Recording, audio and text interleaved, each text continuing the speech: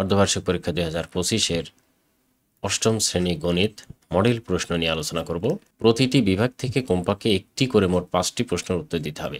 এর অর্থটা বোঝাচ্ছে এরকম যে প্রত্যেকটা বিভাগ থেকে কমপক্ষে একটি উত্তর দিতেই হবে। যেমন পাটিগণিত একটি বিভাগ, জ্যামিতি একটি বিভাগ এবং বীজগণিত বিভাগ আর তথ্য-উপাত্ত একটি বিভাগ। এই প্রত্যেকটা বিভাগ থেকে 2টা করে প্রশ্ন আছে। এখন তোমাকে কমপক্ষে একটি করে প্রশ্ন, তাহলে 4টা বিভাগ আছে, 4টা প্রশ্ন হলো।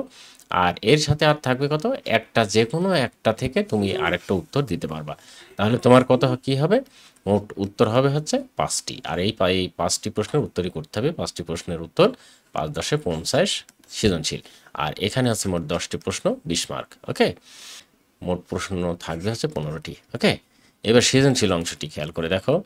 ক বিভাগ, প্রথমে পাটিগণিত, মোট আমি প্যাটার্ন এবং পরবর্তী সরল মুনাফা থেকে 2.1 থেকে প্রশ্ন দিয়েছি।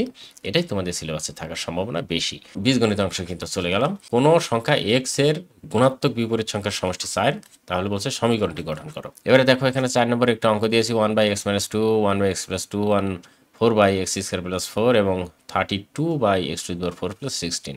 এখন এই সারণী থেকে উদাহরণসহ কেন্দ্রীয় প্রবণতার সংজ্ঞা লিখতে বলছে। সারণী থেকে গড় কত নির্ণয় করতে বলছে। সারণী থেকে আয়তলিপি নির্ণয় করো। প্রথম 2, তারপর 4, 4, মোট 10।